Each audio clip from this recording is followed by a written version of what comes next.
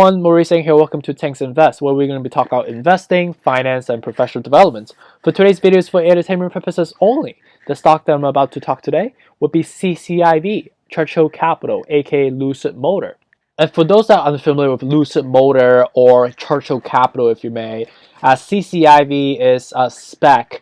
And ever since in February 22nd, Churchill Capital, which is a special investment vehicle, has decided to merge with Lucid Motor, which is an Arizona-based electric vehicle company that is selling vehicles in a more of a high-end price spectrum in comparisons to like more of the cheaper options around the world. So I've been investing in for the stocks for close to half a year so far. I've invested ever since the initializations of the stock opportunity when it was still in the early stage of the SPAC boom, and with respect to the price fluctuations that we've been experiencing so far, the Q3, Q4 momentum boom. Ever since then in Q1, Q2, we've been selling off quite significantly now, and I've decided to buy in another 1,000 shares to dollar cost average. With respect to the sizable position that I currently have already, I have about 3,500 shares at the moment. So I decided to almost double up into my positioning. So I'm going to go through my technical analysis, go through my rationale behind why I think it makes sense to buy in right now at this discount level, and what I see the stock going from here, right? So stay tuned, stick around, and let's make some money.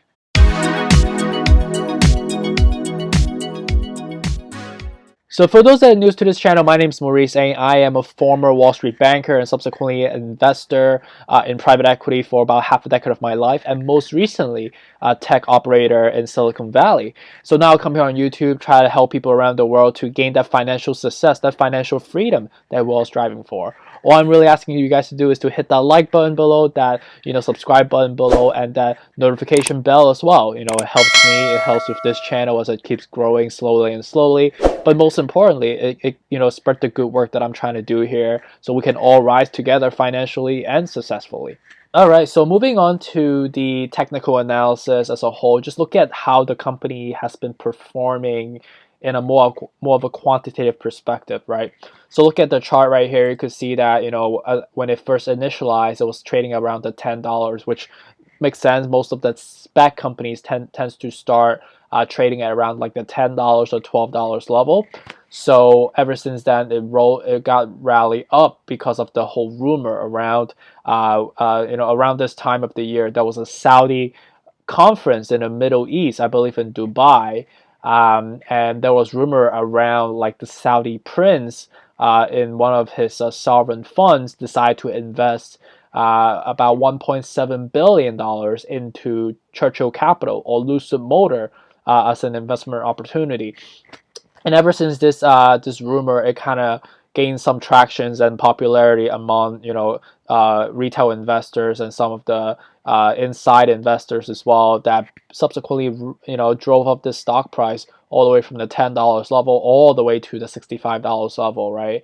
And with respect to this major green candle, this was another catalyst that was propelled due to the Q3, Q4 EV boom that we experienced across the board in all other EV stocks, right? And ever since then, in Q1, Q2, we see this significant sell-off ever since from the 64.86 level, selling all the way down because of the combinations of both the macroeconomical outlooks with respect to the 10-year yields spiking, with respect to the inflations that that's currently scaring investors away, and also with respect to just the fact that we rallied so much last year in Q3, Q4.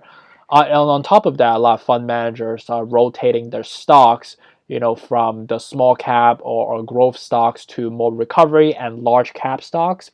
On top of another whammy, which I've said like basically 4 whammies so far, is the shortage of chips, of computer chips, not potato chips. That's also been one of the key catalysts for this sell-off, right?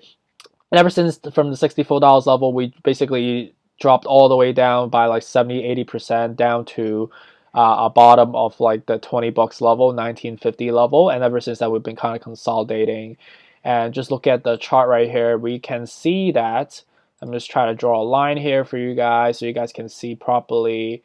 And just take a look at the line right here. You could see that ever since the whole sell-off, we've been basically retesting the bottom, which is a major resistance level here that we formed.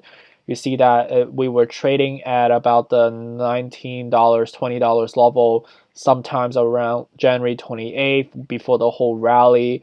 And then subsequently, we got back down to the bottom because of the Black Swan events that occur in early March, specifically on March 5th, which you can see here. And then right now we're trading sideways. We have this like kind of a dead cat bounce type of thing, and subsequently retest this again. And ever since then, we kind of selling off, and right now we are more on the oversold level. As you can see, the RSI, we are highly oversold right now. And with respect to the MACD, we are kind of fusing together, but definitely more on a downward momentum based on what we see here so far. And with respect to how I see the stock, what are the next resistance level? Since the fact that we breached that $20 level, I foresee us to be coming down all the way to the, let's see the level here. With respect to this resistance before the whole rally, you see that there's been some consolidation that happened earlier on around like the 1750 level. So I believe we are very close to it right now in terms of like the profitability and risk spectrum. We are trading at around like the 1890, 1850 level.